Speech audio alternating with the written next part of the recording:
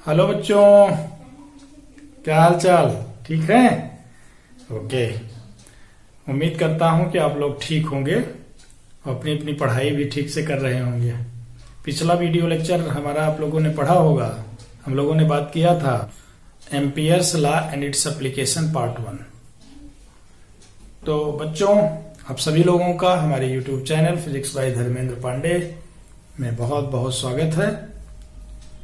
You are most welcome on my YouTube channel Physics by Dharmendra Pandey.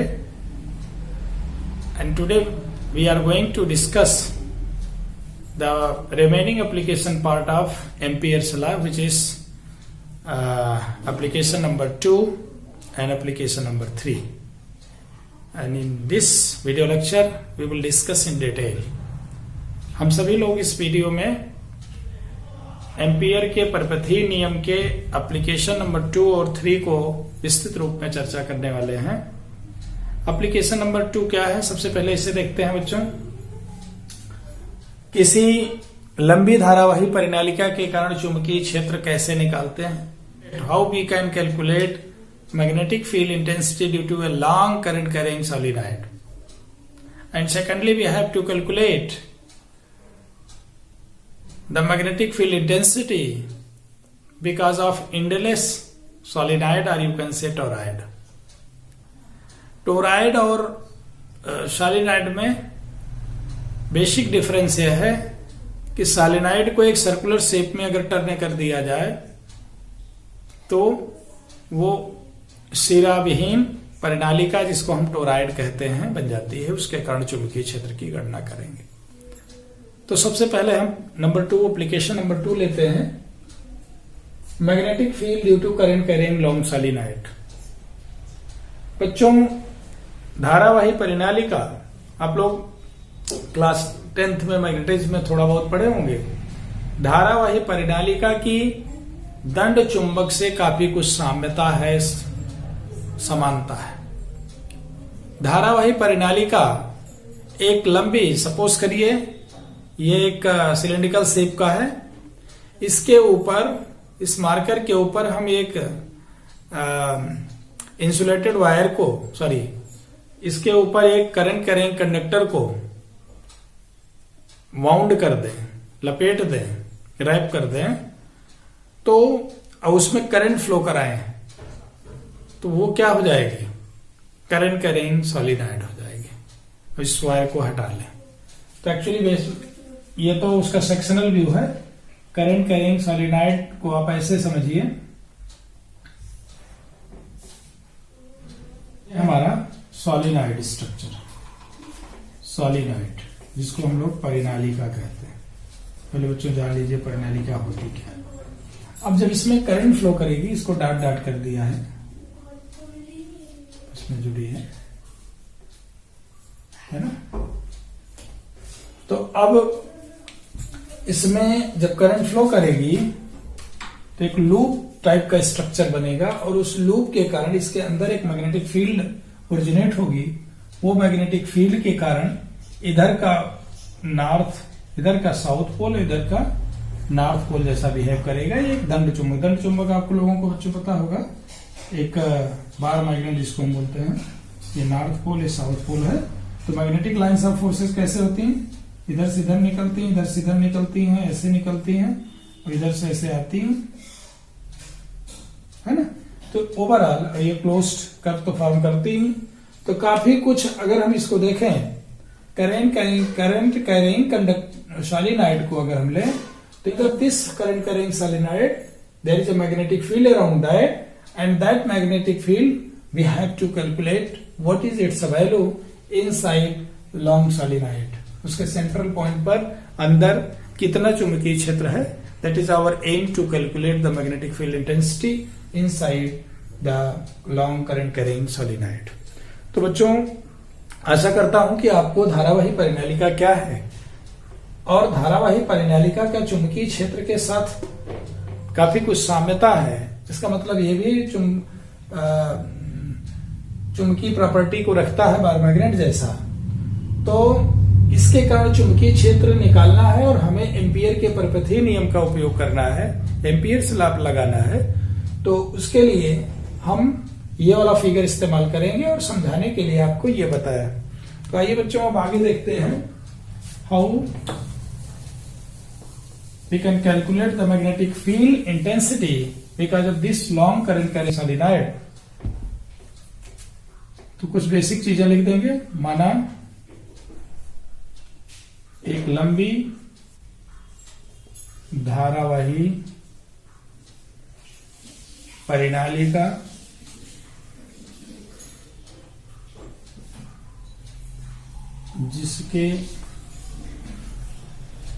जिसमें फेरों की संख्या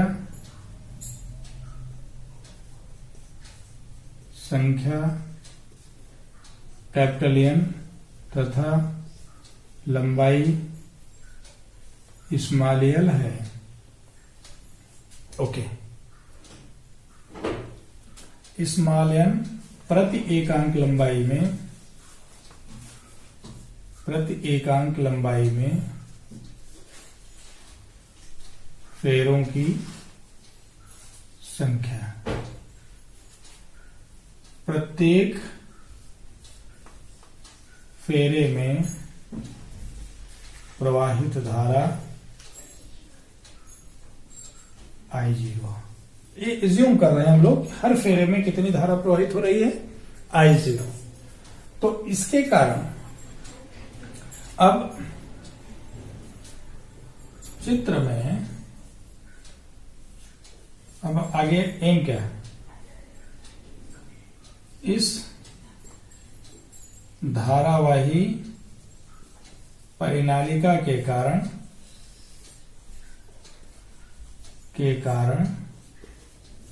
अंदर किसी बिंदु पर चुंबकीय क्षेत्र की गणना करनी है। इसके लिए एक बंद पथ ABCD लेते हैं। ओके बच्चों, यहाँ क्रॉस सर्किल डॉट सर्किल का मतलब ये नहीं है जो हम लोग एक्चुअली मैग्नेटिक फील्ड की डायरेक्शन को शो करते हैं। Magnetic field is directed along this direction from south pole to north pole. ये क्रॉस और डॉट सर्किल अभी आपने देखा करंट जब एंट्री कर रही है तो करंट की डायरेक्शन डाउनवर्ड डायरेक्शन में है। अगर ये मान लीजिए सोलेनॉइड है तो इस सोलेनॉइड में तार को लपेटते समय अगर तार ऐसे ऊपर से नीचे जा रहा है तो इसको क्या बोलेंगे, क्रॉस सर्किल पॉइंट बोलेंगे। और तार चूंकि इधर आकर के उठेगा तो उसे डॉटेड सर्किल से दिखाया गया। ये करंट कैरिंग कंडक्टर के करंट की डायरेक्शन डाउनवर्ड है, इधर अपवर्ड है, बाकी कुछ नहीं है। मैग्नेटिक फील्ड इस डायरेक्शन में होगी, बाकी अब निकाल रहे हैं। तो अच्छा, इसका एक अवयव लेते हैं। मान लेते हैं इसकी लंबाई कितनी है, x। आयताकार एक बंद लूप ले रहे हैं, इसकी लंबाई x ले रहे हैं। तो AB बराबर x। ओके, तो प्रति एकांक लंबाई में x लंबाई में फेरों की संख्या कितनी होनी चाहिए बच्चों, स्मॉल n इंटू एक्स। एकांक लंबाई में n, तो प्रति एकांक लंबाई में n होने के नाते x लंबाई में फेरे n इंटू एक्स हो गई। और बंद पथ से होकर गुजरने वाली संपूर्ण धारा I इज इक्वल टू क्या होगा, I0 एक फेरे से होकर गुजरने वाली धारा, फेरों की संख्या कितना है n इंटू एक्स। ये टोटल कितनी करंट उस पूरे लूप से होकर के क्रॉस करेगी, थ्रेड करेगी, दैट इज द वैल्यू। अब मान लेते हैं इसके इस पॉइंट पर चुंबकीय क्षेत्र मान लीजिए B है, तो एक अवयव लिया हमने dl और चुंबकीय क्षेत्र भी इसी दिशा में है B। तो अब हम निकालते हैं B डॉट अब आगे लिखिए, एम्पियर के नियम से, एम्पियर के नियम से क्या है, B dot dl is equal to mu 0 times I. Okay, अब B डॉट dl होगा क्या बच्चा, लाइन इंटीग्रल है। क्लोज्ड इंटीग्रल को लिखने के बजाय हम इसको लिखेंगे A से B dot dl plus B से C B डॉट dl। ध्यान रखिए, A से लेकर के फिर A पर आए तो क्लोज्ड इंटीग्रल हो गया इस पाथ पर, और A से B तक ओपन लाइन इंटीग्रल है, B से C तक ओपन, C से D तक ओपन, D से A तक ओपन। तो उस पूरे क्लोज लाइन इंटीग्रल को 4 पार्ट में लिख रहे हैं, C से D B dot dl plus D से A B dot dl is equal to mu 0 times n x I0। इससे आप लोग सहमत हैं, ये मान लीजिए एम्पियर से लॉ से है। अब इसमें देखिए, यहां पर चुंबकीय क्षेत्र की दिशा और इसकी दिशा तो एक है, दैट्स नो प्रॉब्लम। यहां पर चुंबकीय क्षेत्र इस दिशा में है, तो लाइन इंटीग्रल जब ये वाला लेंगे तो B dot, but line integral B से C B dot dl is equal to, ये वाला देखिए, लाइन इंटीग्रल D से A B dot dl is equal to 0। क्यों? क्योंकि थीटा इज इक्वल टू यहां कितना है, 90 डिग्री। समझ में आ रहा है बच्चों? थीटा 90 इसलिए होगा, चुंबकीय क्षेत्र इस दिशा में मोस्ट प्रोबेबल है, तो इस दिशा में चुंबकीय क्षेत्र है, और पाथ हमारा B से C इधर, D से A इधर, तो नॉर्मल पाथ है। तो इस कारण से B dot dl A dot B is equal to AB cos theta. Okay, तो A डॉट B की वैल्यू थीटा 90 पर 0 मिलती है। That's why this integral reduces to 0. Now let us take what is the B dot the line integral of magnetic field along this path CD. So the line integral along CD B dot dl is equal to also 0, because क्योंकि पथ CD परिनालिका से काफी दूर है, बहुत अधिक दूरी पर है, इस कारण से assumed to be 0 approximately. So this now converted into किसमें बदल जाएगा, B dl cos 0 A से B plus 0 plus 0 plus 0 and this equal to mu 0 times small n, okay, small n x I0। अब इसको और अगर सिंप्लीफाई करें हम इस तरीके से, देखिए तो क्या मिलेगा, दिस मीन्स दैट B, ध्यान रहे B डॉट dl में B को बाहर ले लिया तो हो गया dl is equal to mu 0 times n x I0, और B इंटू dl का इंटीग्रल A से B तक लिया, लिमिट A से B, तो यह आ गया x is equal to mu 0 n x I0, x से x कट गया, so we have got B is equal to mu 0 small n I0। That is the expression for magnetic field inside long solenoid current carrying solenoid where small n is equal to capital N upon L. Okay, n is the total number of turns over the length L, and small n is here number of turns per unit length of the solenoid. I0 is the current threading one loop. Okay, I is the current flowing in one loop. How many loops are crossing? Depending upon that, the I की value that much n times I0 हो गया, जितने loop उतना गुणे I0 हो गया। तो आपको पूरी बात समझ में आ गई होगी कि हमने A से B के अलॉन्ग मैग्नेटिक फील्ड होती है, तो मान लिया B यहां पर है चुंबकीय क्षेत्र इसके अंदर किसी पॉइंट पर, और इस कारण से dl को भी अगर उस पाथ के अलॉन्ग dl लिया तो थीटा 0 आया, और लाइन इंटीग्रल क्लोज लेने के लिए हमने उस क्लोज लाइन इंटीग्रल को 4 पार्ट में ब्रेक किया, along this, along this, along this, along this, along this पहले ही था। तो अब सबका सम किया तो केवल यही वाला रहा, बाकी सब 0 मिल गए। तो इसको जब हमने कैलकुलेट किया तो b इंटीग्रल a से b dl का लिमिट 0 से x रख दिया, क्योंकि इसकी लंबाई l नहीं बल्कि x है।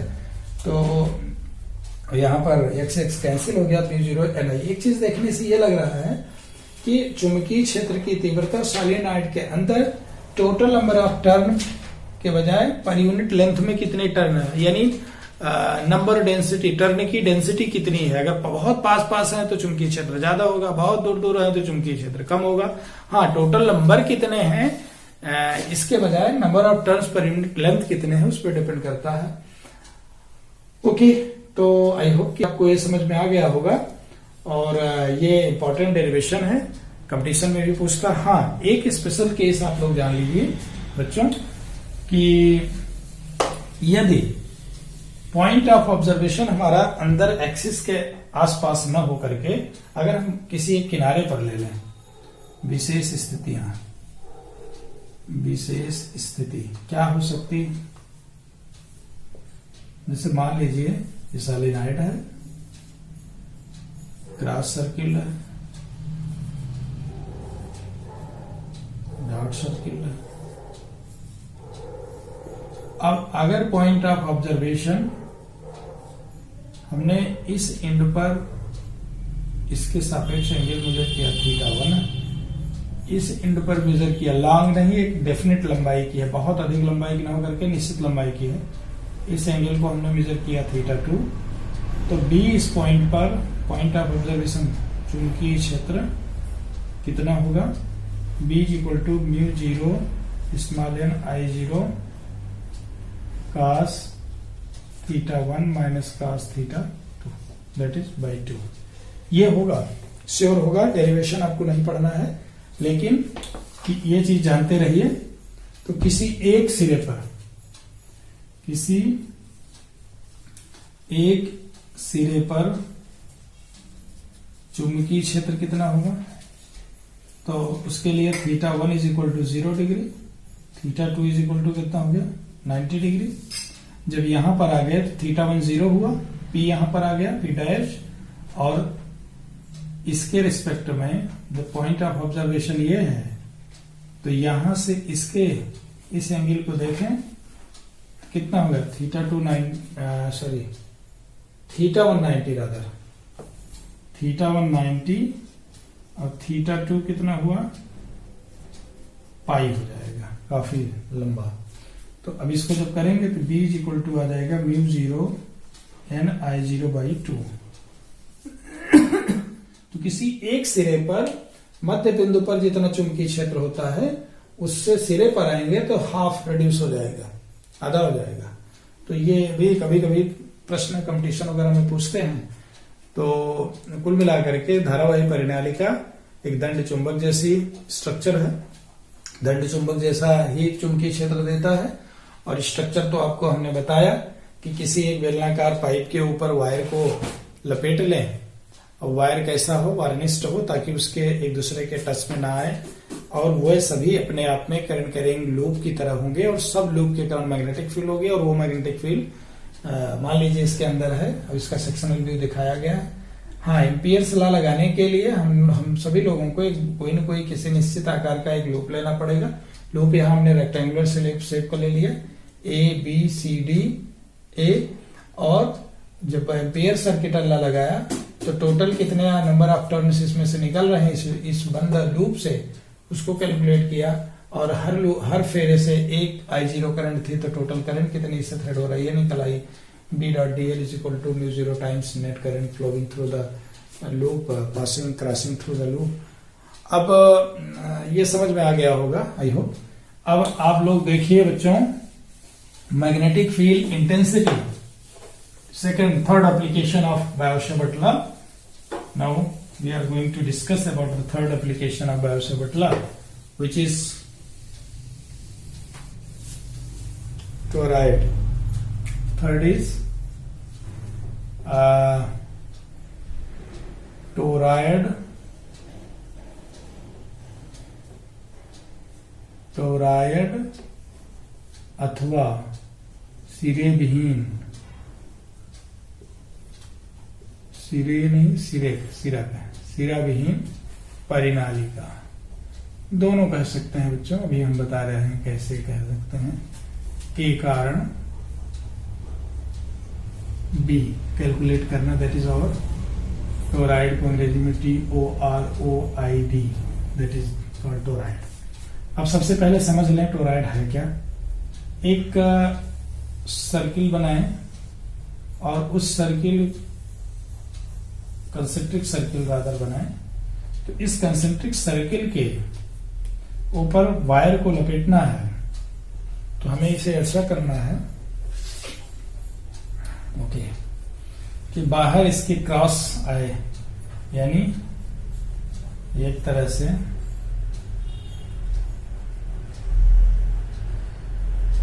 ऐसे ना करके ऐसे ही करना।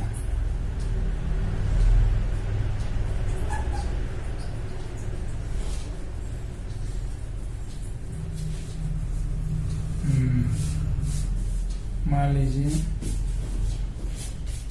ये ओके,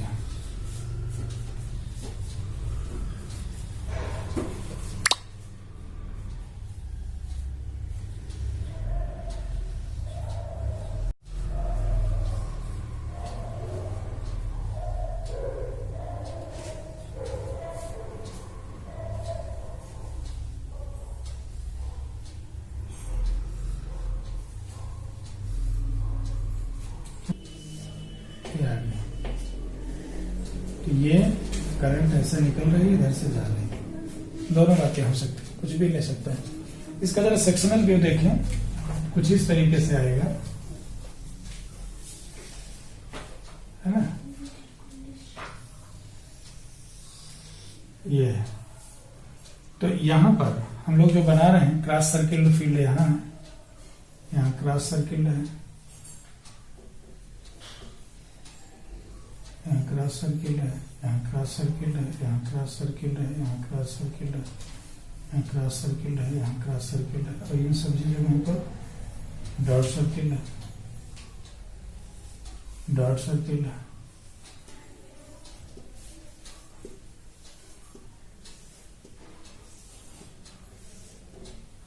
ओके, ये एक तरह से प्रणाली, वो क्या कहते हैं इसको, टोराइड है। इसके किसी पॉइंट पर हमें चुंबकीय क्षेत्र सपोज करो यहां निकालना है, तो इसके लिए हम क्या करेंगे, एक आर रेडियस का, इसकी रेडियस कितनी है, आर रेडियस का एक सर्किल खींचेंगे, और यहां पर ध्यान दीजिए चुंबकीय क्षेत्र की दिशा इस तरफ होगी। तो यहां पर चुंबकीय एक डीएल ले लिया हमने, डीएल, और इसी दिशा में चुंबकीय क्षेत्र भी है। ओके, इसके कारण तो अब ये अंदर है चुंबकीय क्षेत्र। This is the real picture of the toroid and this is the sectional view of the toroid. माना टोराइड के अंदर चुंबकीय क्षेत्र B है, तो आर त्रिज्या का एक टोराइड के अंदर बने, इसके इस पोर्शन पे कह रहे हैं, जो ऐसे करते हैं। सर्वप्रथम आर त्रिज्या का एक वृत्ताकार बंद लूप लेते हैं। माना चुंबकीय क्षेत्र कितना है ना, टोराइड के अंदर चुंबकीय क्षेत्र B है। ओके, तो अब इसको मिटा दें बच्चों। आप लोग समझ चुके होंगे कि यही फिगर हमने यहां इस तरीके से बनाया। देखिए कैसे आता है। ये चुंबकीय क्षेत्र इसके अंदर भी है, तो माना टोराइड के प्रत्येक फेरे में प्रत्येक फेरे में प्रवाहित धारा I0 है तथा प्रति एकांक लंबाई में फेरों की संख्या स्मॉल n है। तो कुल फेरों की संख्या क्या हो जाएगी? कुल फेरों की संख्या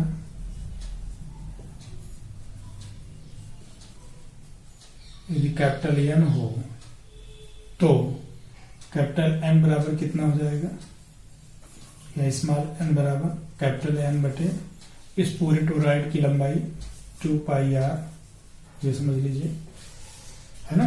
पूरी की लंबाई कितनी हो गई? 2πr परिध, यानी यहां पर L = है टोरॉइड की परिध, यानी 2πr। That's the question. अब जब ये मालूम चल गया तो बंद पथ से होकर गुजरने वाली धारा I बराबर क्या होगा? I0 पहले कुल फेरों की संख्या, कुल फेरों की संख्या गुणे एक फेरे से प्रवाहित धारा, यानी n गुणे I0। n को क्या लिखें? Small n into 2πr, n into 2πr into I0। That is your first part. Suppose करिए अब जब ये दो चीजें मालूम चल गई तो एम्पियर के परिपथीय नियम से, एम्पियर के परिपथीय नियम से क्या होगा बच्चों? एम्पियर के परिपथीय नियम से हमें मिला B.dl is equal to μ0 times I, और B.dl में B dl closed integral is equal to μ0 times I की value n into 2πr into I0। B को यहां से देखिए, B चुंबकीय क्षेत्र की दिशा और dl की दिशा समान है, इसलिए B टेक्स आउटसाइड। यहाँ पर थीटा 0 डिग्री के नाते B लिखा, AB cos थीटा। B जो बाहर ले लिया तो यहाँ बचा dl is equal to μ0 small n 2πr I0। अब B गुणे 2πr is equal to μ0 n 2πr I0। 2πr से 2πr कट गया, implies that हमें मिला B is equal to μ0 small n I0। फिर से देखिए, इसके अंदर किसी पॉइंट पर चुंबकीय क्षेत्र की तीव्रता जब हम लोग निकालेंगे तो वह इस बात पर डिपेंड नहीं करेगी कि कितनी त्रिज्या का आपने क्या लिया, कितनी त्रिज्या का आपने टोरॉइड लिया है, बल्कि सिर्फ इस बात पर डिपेंड करेगी कि यूनिट लेंथ में उसमें कितने टर्न्स टोरॉइड में हैं। That is the main point from here. और चुंबकीय क्षेत्र की दिशा आपको तो पता है कि जब हम इस तरीके से देखें, क्रॉस सर्किल है तो इधर की तरफ करंट आ रही है और इधर की तरफ से निकल रही है, तो ऐसे में जो चुंबकीय क्षेत्र की दिशा है ये होगी। हर पॉइंट पर अगर अवयव लेंगे हम इस आर त्रिज्या का जो लूप बनाए हैं उसका अवयव चुंबकीय क्षेत्र की दिशा बिल्कुल एक दिशा में होगी। इस कारण से हम यहाँ B.dl वेक्टर को BdL cos 0 यानी BdL क्यों लिख दिया? चुंबकीय क्षेत्र का परिमाण इसके प्रत्येक बिंदु पर समान होगा, है ना। लूप के प्रत्येक बिंदु पर B का परिमाण समान होगा, है ना। दिशा तो उस पॉइंट के समान होगा, ये जान लीजिए। और इसी को अगर हम लोग इस तरीके से देखें, एक दूसरा एक समझें, सेकंड पार्ट, परिनालिका के बाहर, सॉरी टोरॉइड के बाहर किसी बिंदु पर, ये तो अंदर वाला था, टोरॉइड के बाहर किसी बिंदु पर। जब बिंदु हमारा बाहर होगा तो हम लोग क्या करेंगे, ये आर त्रिज्या का लूप यहां न लेकर के यहां ले लेंगे, है ना। और जब यहां लेंगे तो क्या हो जाएगा, बी एक्सटर्नल पॉइंट पर 0। क्यों? क्योंकि ध्यान दीजिए जब बी डॉट डीएल करेंगे तो ये 0 इसलिए आ जाएगा, जितनी करंट, जितनी धारा लूप में प्रवेश कर रही है उतनी ही धारा बाहर निकल रही है। इसलिए कोई भी चुंबकीय क्षेत्र इसके अंदर नहीं होगा। देखो ये प्रवेश कर रही है इस लूप के अंदर, ये जो हम ले रहे हैं बड़ा रेडियस मान लीजिए कैपिटल आर ले रहे हैं, तो इसके अंदर I0 एक फेरे में गई और I0 अप हो गई, एक डाउन गई, वही अप हो गई, तो नेट करंट क्या हुआ, 0 हो गया। इसी तरीके से यदि पॉइंट ऑफ ऑब्जर्वेशन, यदि टोरॉइड के अंदर, है ना, खाली भाग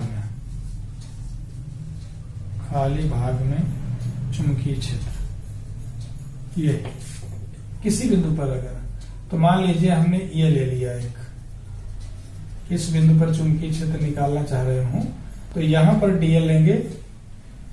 तो ऐसी स्थिति में, इस स्थिति में बंद लूप से होकर कोई धारा नहीं गुजरती है, जिससे एम्पियर के नियमानुसार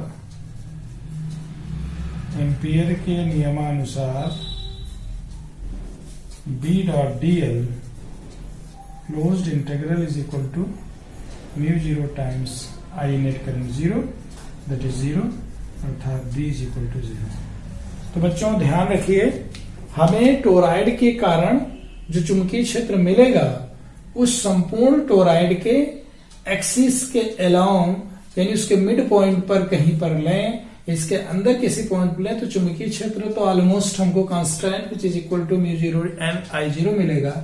but if we take the point of observation outside this toroid और इनसाइड इस हॉलो स्पेस के अंदर लें जहां पर तार नहीं है, तो ऐसे कारण उस रेडियस का हम एक लूप लेंगे, तो उस लूप में ना तो एंट्री करंट हो रही है ना एग्जिट हो रही है, दोनों हिसाब से इसमें कोई करंट नहीं जा रही है। तो एम्पियर सर्किटल लॉ जब लगाएंगे तो we will get P dot D L is equal to 0, और 0 के कारण हमें चुंबकीय क्षेत्र 0 मिल रहा है।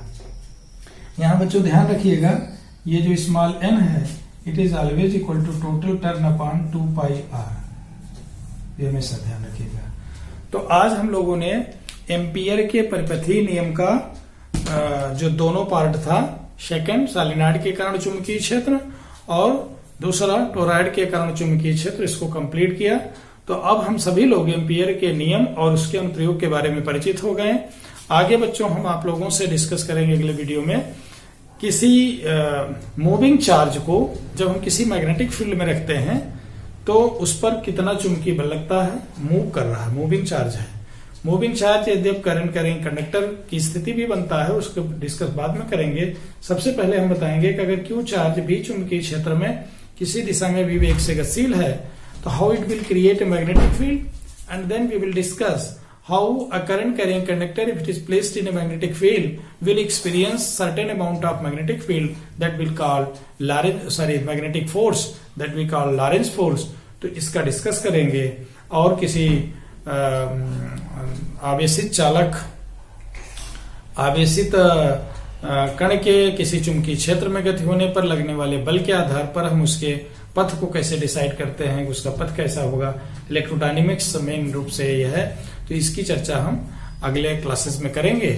तो ठीक से इसको जरूर अपनी कॉपी पर वीडियो वॉच करते समय सारे पॉइंट्स को आप अपनी कॉपी पर नोट करें। कहीं कोई कंफ्यूजन होता है तो आप इंडिविजुअल कमेंट बॉक्स में अपना कमेंट लिखें और हम कोशिश करेंगे कि उसको आप लोगों तक वो जो दिक्कतें हैं वो सॉल्व करके पहुंचाएं। Okay, bye.